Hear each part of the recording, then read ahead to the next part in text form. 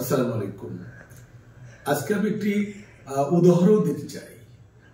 উদাহরণ দেওয়ার আগে আমি একটা জিনিস বলতে চাই, সেটা হলো মানুষ হিসেবে যখন একাধারে পাপাচার করে বসে, তখন সেই মানুষটি নিরাশ হয়ে যায়। আমি তো শুধু পাপাচারই করেছি, মনে হয় আল্লাহ পাক আমার এই পাপাচারকে ক্ষমা করবেন না। তখন সে নিরাশ হয়ে আর ফিরে আসতে চায় না। কিন্তু এই ব্যাপারে আল্লাহ তাআলা পবিত্র কোরআন শরীফের সূরা জুমার 53 নম্বর আয়াতে আল্লাহ পাক এটার একটি আয়াত নাযিল করেছেন। আল্লাহ পাক বলেছেন, লা তাকনাতু মির রাহমাতিল্লাহ ইন্নাল্লাহা ইয়াগফিরুয যুনুবা জামিয়া ইন্নাহু হুয়াল গফুরুর রহিম।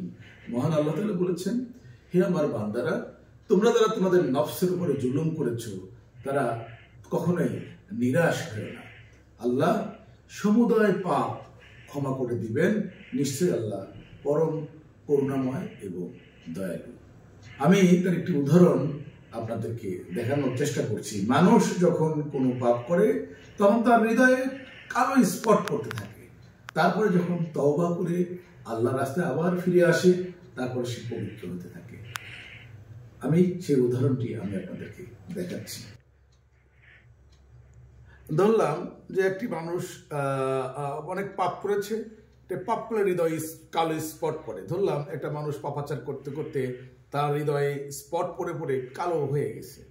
তখন সে যখন তওবা করবে, ফিরে আসবে, ভালো কাজ করবে, আল্লাহ পাক তার সমুদায় পাপ ক্ষমা করবেন। এটা আল্লাহ পাক ওয়াদা করেছেন, অঙ্গীকার করেছেন। যদি বিষয়টা বলা যায়, একটি পাপী মানুষের হৃদয় এরকম পাপে আচ্ছন্ন হয়ে গেছে, তারপরে সে আবার ফিরে এসেছে, তাহলে সে কিভাবে এই কালোটা ফর্সা হতে পারে, কালোটা সুন্দর হতে পারে, এই উদাহরণের মাধ্যমে আমরা বলতে পারি। কালো ছিল, এই পাপাচার চলে যাচ্ছে চলে যাচ্ছে চলে যাচ্ছে, এখন দেখা যাচ্ছে যে কালোটি আমরা দেখেছিলাম, সেই কালোটি আর নাই। আমরা এই উদাহরণ থেকে শিখলাম যে কোনো কারণে যদি মানুষের পাপাচার হয়ে যায়, তাহলে আল্লাহ পাক যেহেতু সে যদি ভালো কাজ করতে থাকে, তাহলে সে আবার তার হৃদয়ের যে কালো স্পট ছিল সেটা মুছে যাবে এবং আল্লাহর প্রিয় একজন বান্দা হয়ে সে পৃথিবী থেকে বিদায় নিতে পারবে। আর সবাইকে ধন্যবাদ আমার এই ভিডিও দেখার জন্য। আসসালামু আলাইকুম ওয়া রাহমাতুল্লাহি ওয়া বারাকাতুহু।